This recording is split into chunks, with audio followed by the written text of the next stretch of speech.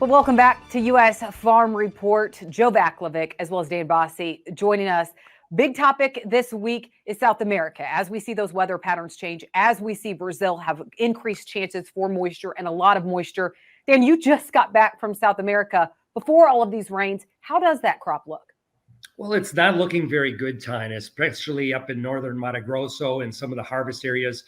We're seeing yields coming in anywhere between 20 and 60% below last year. So we at Ag Resource, or my office in Ag Resource Brazil, have cut the crop estimate to about 150 million metric tons. It's down 13 million metric tons from USDA, but maybe more importantly is that there may be additional cuts coming. And I only say that because the harvest data yield and that drought that persisted from September through December was so disruptive that soybean crop just not coming along as we would expect.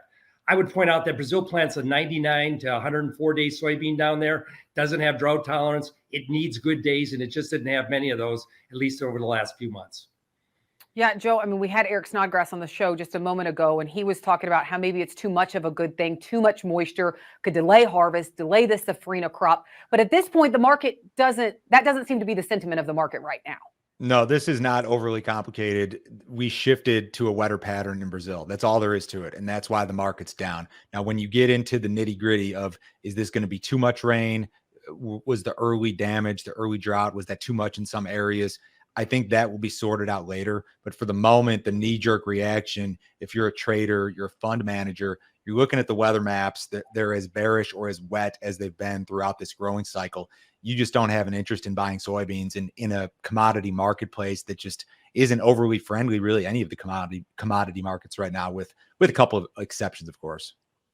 Okay, well, next week, Dan, we have USDA report, a question of will we see cuts from USDA and how much? Right now, what does Ag Resource Companies forecast, and how much do you think USDA will adjust this South American crop next week? Well, as I said earlier, we have the crop at 150.2 million metric tons.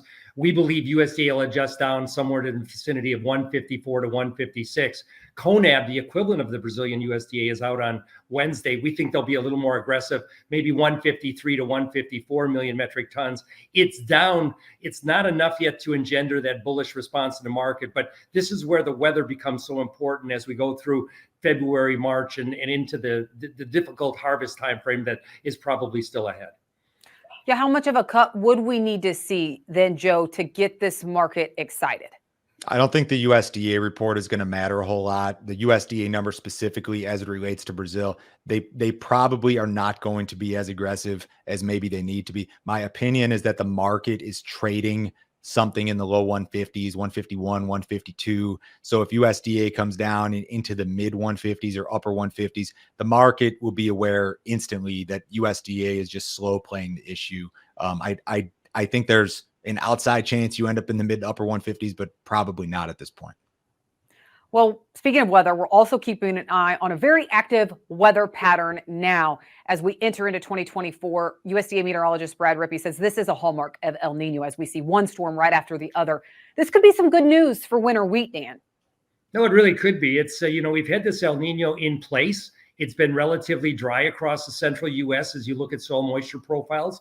Finally, we're getting a storm system that offers some hope in terms of snow and colder temperatures. We'll see if winter arrives, but it would be good news for winter wheat across the plains and Midwest. Let's see amounts and locations. That'll be key. But the first significant moisture looking all the way back probably to October. Well, the world's biggest buyer of soybeans is changing the way it uses soybeans. What does that mean? We'll talk about it with Joe Vaclavik and Dan Basee next.